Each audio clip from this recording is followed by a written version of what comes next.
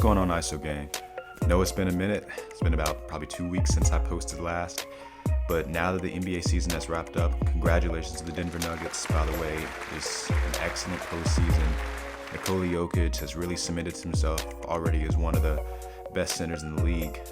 Not just in the league, but probably in history now with the amount of triple doubles he's set, records he's broken. I mean, the Nuggets are going to be a force to be reckoned with going into the future.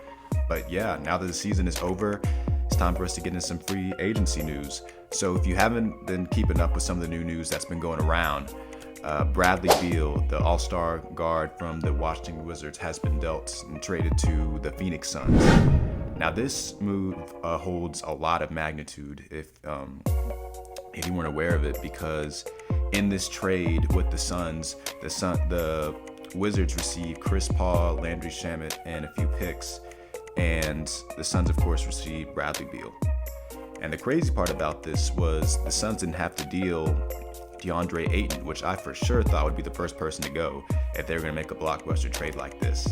But what makes this so interesting too is we've seen how super teams have done in the past. You know, LeBron in Miami, really the Celtics before that. Then you have the Warriors.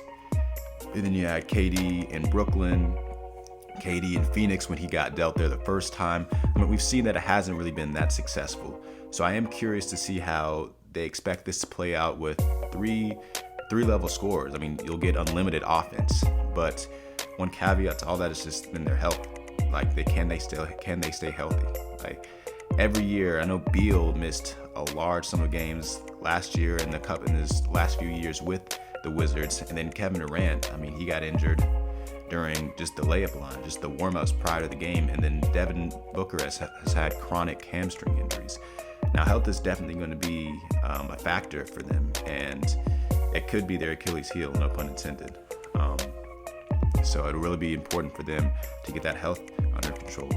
Other reason why this is an incredible trade that really shakes up the league is that a lot of teams were after Bradley Beal. A lot of teams, once they saw that, he was entertaining a new team in free agency, they're like, okay, we got to get on him and try to contend. And one of those teams ended up being the Miami Heat. Now, since Beal was already signed by them, it's like, we missed him. But another guy that they're starting to target as a result of this is Damian Lillard. Now, a lot of us, even me, it's like, come on, Dame. I mean, you're a generational player, and you're averaging over 30 a game. You've been doing this for a while now, so you're like, okay, so why do you want to keep playing for a franchise that is just not going to put a championship team around you? And I think he's starting to finally realize that after 13 seasons with the franchise. And now that's what makes it interesting for the Heat, because now they're thinking, okay, we can package Kyle Lowry, Duncan Robinson, some picks. Still want to hold on to Tyler Hero because he's one of those hidden gems that they have, and possibly build a contender to really help Jimmy and the rest of the Heat get over the hump, because they were close. They were really, really close, but we saw that the Denver Nuggets were just so much of a bigger team. But yeah, I mean, it just shows how a player that magnitude like Bradley Beal can really shake up the league. And yes, I think the Suns definitely won this trade in getting another score, but I do worry about where their defense is going to come from. I'm not sure if bringing in a guy like Bradley Beal, who's not really known for his defense, mainly for his scoring, or really none of those guys are known for their defense. And I'm just not sure having a top-heavy team like that that's all offense is going to fare against some of these other high offense teams. I feel like it's going to be a repeat kind of how Brooklyn was with Kevin Durant.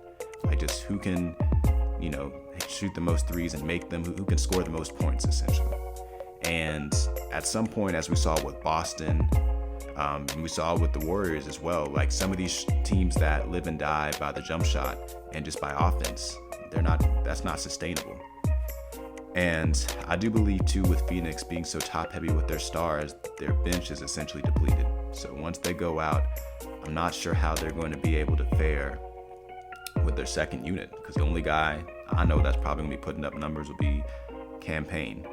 And really that trade that they had to acquire Kevin Durant last year really hurt the Suns, because they lost a lot of depth. Cam Johnson, who's been playing amazingly, and They lost Mikal Bridges, who's really turned into like a KD 2.0 with the Nets. But yeah, I mean, I think this is definitely an interesting trade. I'd love to see how it works out in Phoenix for Bradley Beal. And I'm really interested to see what other teams, start looking for other stars like Damian Lillard, or start to really look at the Zion Williamson situation. I know he really wants to stay in New Orleans, but I know there have been some teams that I'm sure have been contacting the Pelicans, really trying to see if they can get a deal pulled off with him. I know I personally want the Hornets to be making some types of moves. I mean, if we could get Zion, I mean, it's probably not going to happen. I mean, that could really turn our franchise around. But yeah, I'm interested to hear you all's thoughts on this. Where do you think everyone is going to land? Who would you like to see on said team? Yeah, let me know your thoughts on this. I'm really excited for this free agency. Stay tuned for the next video. Don't forget to subscribe.